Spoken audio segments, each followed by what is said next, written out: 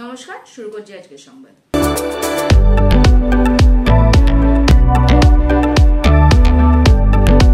পয়লা July doctor Bidhanchandra রায়ের জন্ম।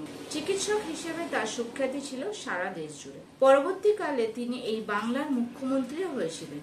আর এই দিনটি যথাযোগ্য মর্যাদা সহকারে সারা দেশে চিকিৎসক দিবস হিসেবে পালন করা হয়। প্রতি বছরের মতো এই বছরও বর্ধমান শহরে এই দিনটি চিকিৎসক দিবস হিসেবে পালন করা হলো। এই দিনটির একটা তাৎপর্য রয়েছে চিকিৎসকদের কাছে। এই প্রসঙ্গে তার মতামত জানাতে গিয়ে বর্ধমানের এক বিশিষ্ট চিকিৎসক জানালেন, ডক্টর বিধানচন্দ্রের জন্মদিন, সেই উপলক্ষে আপনার কাছে আমরা এই দিনটাকে আপনি কীরকমভাবে দেখছেন?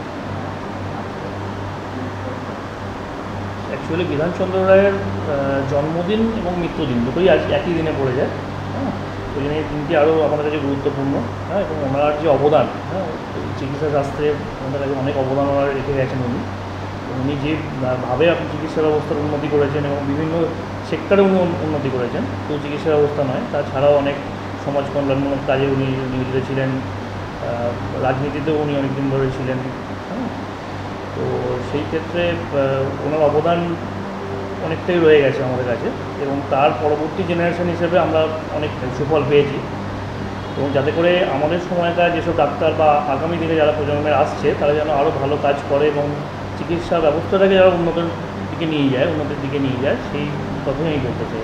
আমরা ওনার কোন পথটাকে অনুসরণ করে আজকের দিনটাকে আমরা সারা ভারতবর্ষে ডক্টর ডে হিসেবে যাব?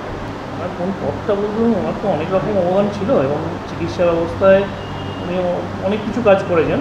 এটাই একটু কথা আজকে ডক্টরস ডে বা আজকের এই দিনটি পালিত হয় সমস্ত ডক্টরস এবং চিকিৎসাকর্মী এবং চিকিৎসার সাথে যুক্ত সমস্ত মানুষকে সম্মান দেওয়ার জন্য, যারা সারা বছর ধরে এই কাজের সাথে যুক্ত হয়ে আছেন। এবং এই দিনটি স্থির করা হয়েছে ডক্টর বিধানচন্দ্র রায়ের জন্মদিন হিসেবে বা জন্ম তারিখ হিসেবে। এবং এই একই দিনে ওনার মৃত্যু দিবসও পালিত হয়।